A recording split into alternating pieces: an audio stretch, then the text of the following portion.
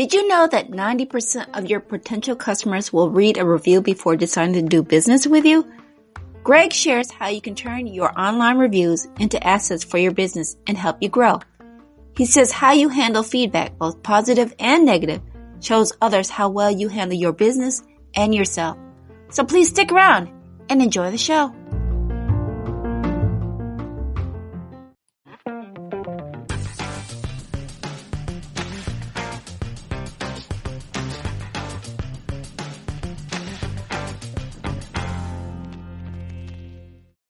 Hello, friends, and welcome to another episode of Coffee with Tea. Today, we are going to talk to Mr. Greg Goshorn, who's going to talk to us about online reputation. And first of all, I have to catch up with and see, Mr. Goshorn, how have you been dealing with everything with this COVID-19 and stuff? Oh my gosh. Well, first of all, thanks for having me. And thanks for asking. We are doing well, and we're blessed.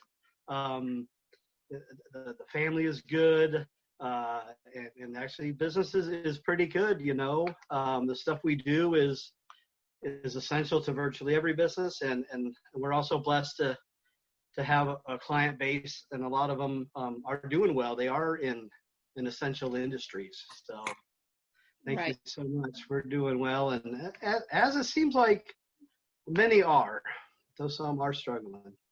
Right. So, we're going to talk about online reputation. And first of all, for those who are really not familiar with, you got to bear with my Alexa app. She's talking to me. Online reputation, what does that mean and what does that look like for those who are not familiar with it? Well, we talk about online reputation being very important. Because it's kind of a 90th percentile thing. And we say it this way, it's like, you look at reviews when selecting a product or service, Everybody does, and so that's 90% of the people in the last week or two have gone out and read a review. Another 90% stat, is that, 97% of consumers aged 18 to 34, read online reviews to judge a local business. 92% of consumers, read online reviews for local businesses. And another 90% one I like that we use is that, 90% of the people, potential customers, are going to check you out online before they even call you.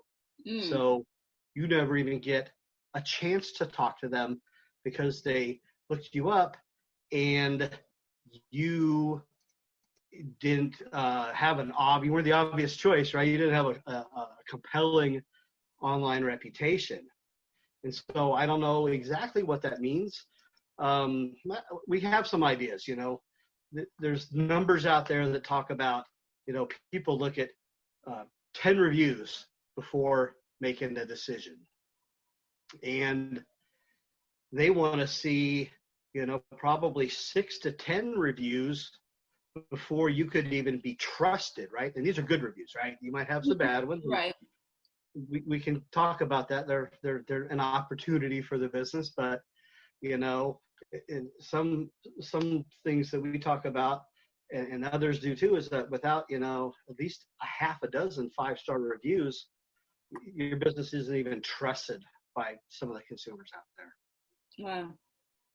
So, when you talk about, I know I'm one of those type of, maybe I'm not the only one, but I know sometimes you see all the positive reviews and then you might see that one that says one bad review. That's the one I'll go there to see because usually you want to see how did they handle that, So I know I'm not the only one. You are not the only one. Everybody does that, right? And people talk about, having 5-star reviews, and we say that a lot, and they absolutely should be, the preponderance, 4 and 5 stars. Anything that's all 5 stars, boy, is that truly trustworthy? Is that real life? Maybe not, right? Right. And so people do read the bad reviews. And so I'll say this, it's important to respond to every review, good and bad. And there's some SEO elements that we can talk about later in that.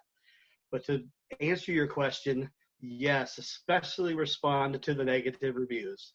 And so things are going to happen in the world, in life, bad days, miscommunication, right? And so they need to be addressed, and they need to be addressed in a mature and thoughtful and non-reactive way. Certainly you should, be speaking to the person who left the review. But here's the mindset, and here's the opportunity in a bad review for a business. You should be phrasing it and thinking about all of the other hundreds or thousands that are going to read your response to that review. Now, this is an opportunity for the business to shine. You can say, that's not the level of service or product that we want either, but mostly you want to say the right things. You want to handle it professionally. You want to try to get it resolved. And what it's going to show is to all of the future potential customers, how well you handle your business and yourself, right? Mm-hmm. So you want to think of it in addressing the one, but also think of it in the eyes of all the many who are going to be reading your reply, right? So what you don't do is be angry and retaliatory and things like that, right? And so you can admit fault if there is fault. Maybe there's not, but taking a high path, a professional path, and having you be proud of what people read later about that situation. Right. Does that make sense? Yeah, that makes sense. Because, like I said,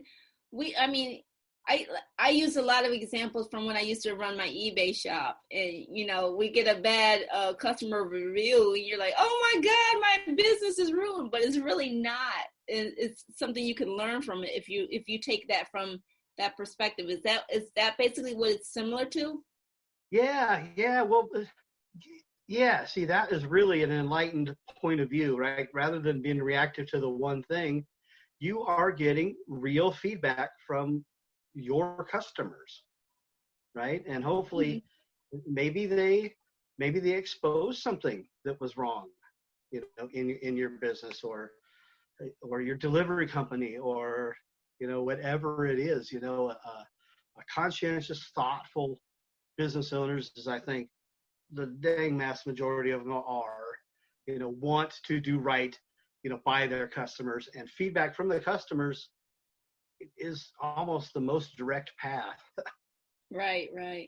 I mean, I used to, like I said, I used to, well, like I said, it's a smaller scale, but it's the same thing because you want to do good customer service. So, like, for example, when I used to have the eBay business, if I didn't get a review back from that customer, I was kind of nervous about asking for one because you never know what you're going to get back. So I mean, but I knew, you have to ask for it because you need the reviews. So is that basically what your online reputation for your business and how they feedback? Is that similar to that? So yeah, that's absolutely part of it. These things are out there, and any good system should be asking for them, right? Mm-hmm. You have to build your reviews, good or bad. You want that feedback because you need to have a bunch of them, right? You don't want to have just the 6 or 10, some of our clients have, hundreds. And so you want to be building them because they are actually a factor in Google SEO rankings. How many you have? You should have at least 10 good ones. You get some preferential thing from Google. You should have 10 pictures also in your Google My Business profile. You get some preferential treatment as a threshold. So you continue to build them. And one of the reasons you want to build them is because current reviews matter a lot to people. Mm-hmm. There's some stats out there that a percentage of the people, a majority of the people consider reviews over 3 months old less valuable, which may or not be true. But if that's what people think, then boy, we sure want to, position ourselves and be the obvious choice. And so, and I guess any business could change in 3 months, right? Especially the last 3 months. So you always want to be asking for people. And so that's kind of the middle thing. The first thing people should do, and in our first pillar, is managing, right? And so you should, monitor reviews, right? You should go out and, have a presence on all the places where you can get reviews, right? Google's not the only one. There's a whole bunch of ones out there. I mean, they're all over the homepage, right? I mean, you see them on Google, and they're on social media, they're on pay-per-click, they're in the directories, so you should have a matching listing, at Google and Bing and Facebook and Yelp, right? And so a lot of people say, well, I don't care about Bing, or I don't care about Super Pages or Yelp. Well, to be frank, it's a little short-sighted, right? And I used to feel that the same way, but then I learned that, number one, there's tens of thousands or hundreds of thousands of people that actually use these other sites. And to speak to the SEO part of reputation, Google trusts all these other sites, right? So Google trusts what we call high authority sites, right? And make no mistake, Bing, Facebook, Yahoo, Super Pages, TripAdvisor, these others are very high authority sites. And so one of the first pillars of a solid reputation company is to manage it, right? So claiming listings and monitoring them, right? Mm-hmm. The second pillar, like you talked about, is building, which is asking for reviews, in person, via email, our system, will actually send out text messages also. And so you want to ask for it, good, bad, or otherwise, right? We need them. They're feedback from the customers, right? And they're the social proof, and the odds are great that you are serving them really well, right? And if you're not, doggone it, you ought to want to know, right? And fix it, make it better. Right. One pro tip is do not incentivize reviews. Ooh, that's a good one. It is pretty much against the terms of service across the board. You can't incentivize the reviews out online, right? Like go, get $10 if you go give us a Google review, right? You can do different things. Some companies will say, on the receipt, go to our site and leave us some feedback, and then we'll give you a muffin or something, right? And that's okay. But out on these third-party sites, it really shouldn't be individually incentivized.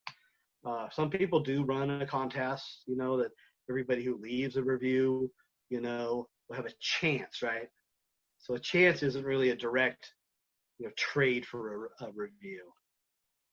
You know what I don't like, Mr. Greg, and this might be part of the building process, maybe you could correct me, is like when you go in and say you get a service done, and you always get the salesperson's like, please leave me a review on how to do it, and if there's anything less than a 4, then, that really hurts me. Is that kind of like pushing somebody to give them a more positive review if that's not really what you feel? Well, oh boy, that's a great question. I mean, I'm not talking about anybody specific, but I mean, you've heard them pitch it. Like if you don't have anything, it does happen. It does happen in person and even online.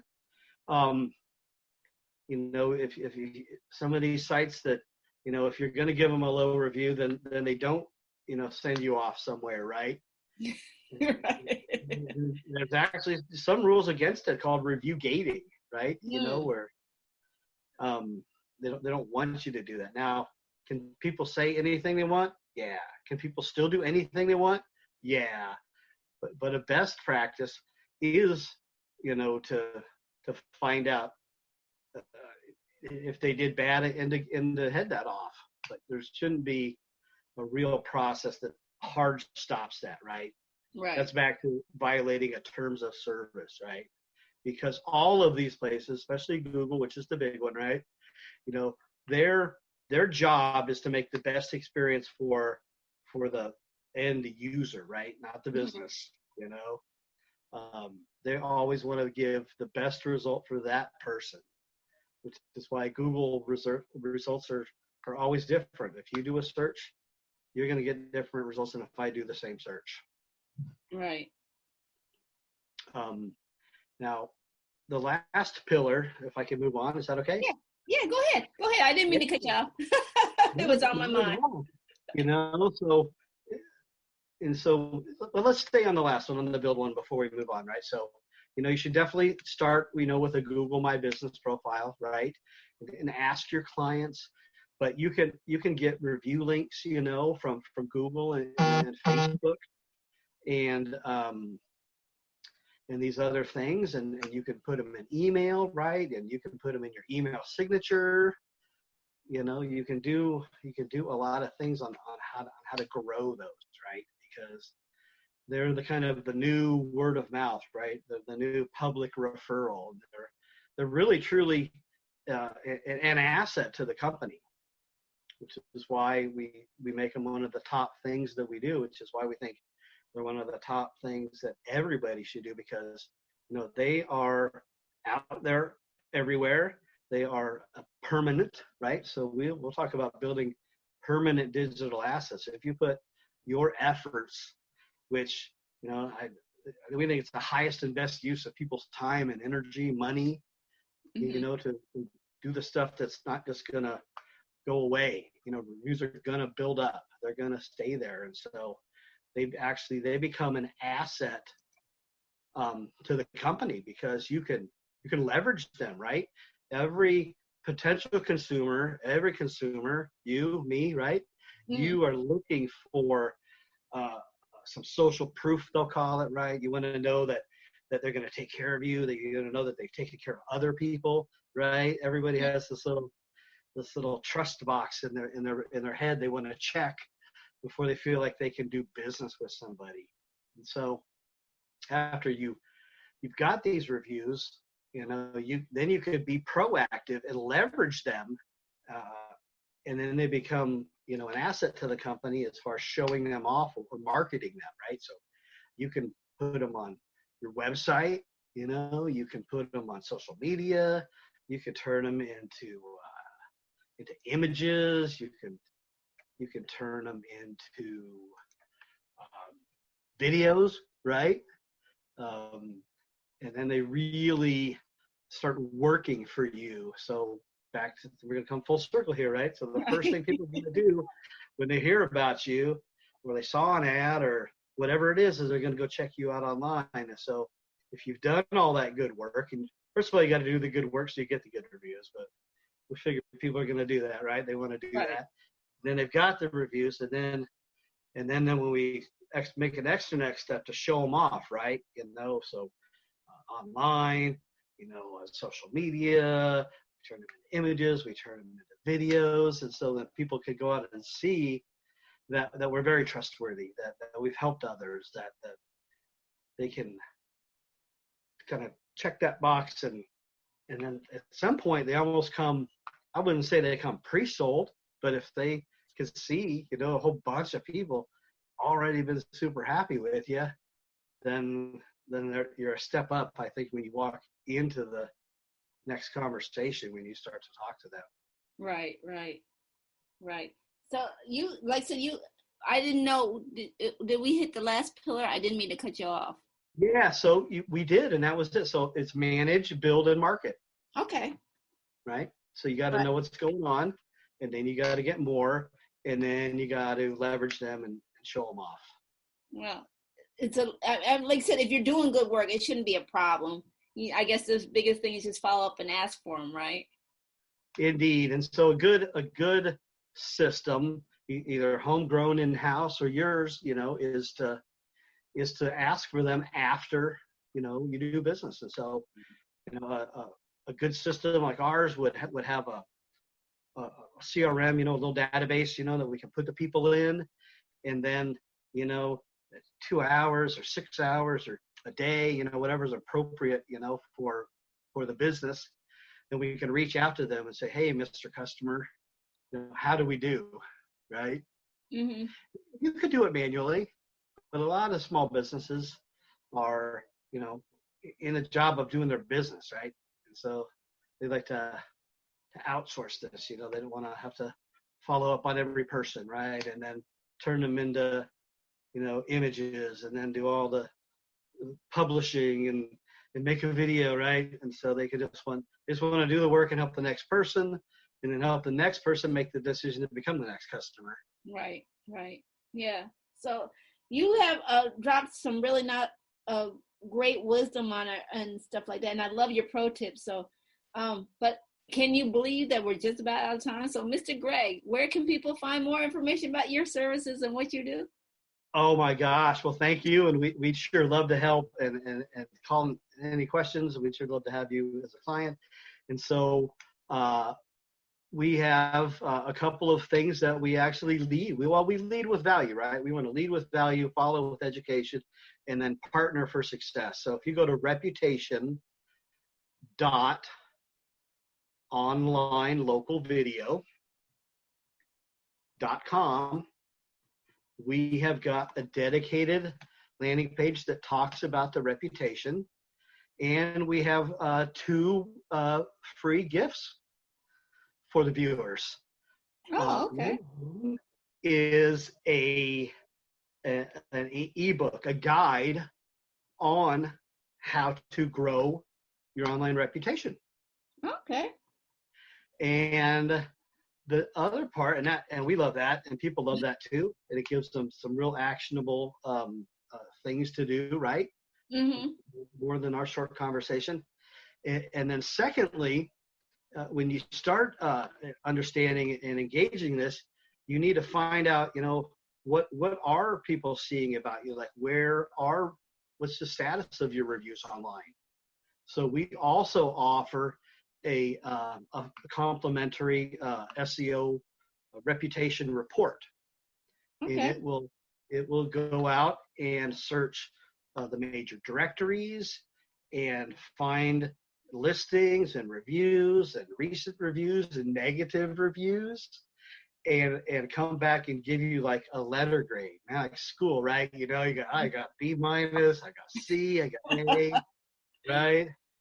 And it'll tell you, where you're at and where you can improve. Awesome.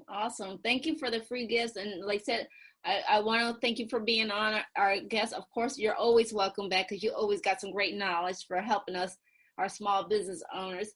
And I also want to thank everybody who tuned in today and watched our show. Make sure you realize that feedback is always welcome, especially when we're talking about online reputation. Email us if you have any guest or show ideas. Links to all of the information that Greg has shared will be posted in the comments. Like, share, and subscribe. And remember, take things in stride, go with the flow, and create your own path. And again, I want to thank you for tuning into this episode of Coffee with Tea. We'll see you back here next time. Bye-bye. Share with us. What was one of your takeaways from today's show? Post your answers in the comments.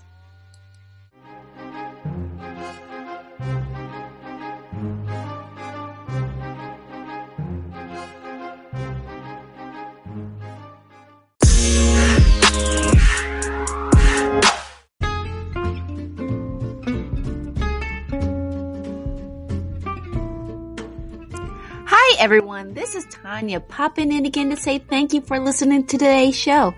Coffee with Tea interviews are always free, and if you're enjoying the wisdom and insights that's being shared, please consider showing your support. By all means, buy me a coffee or become a supporter. Links are posted in the comments. And again, thank you for tuning in.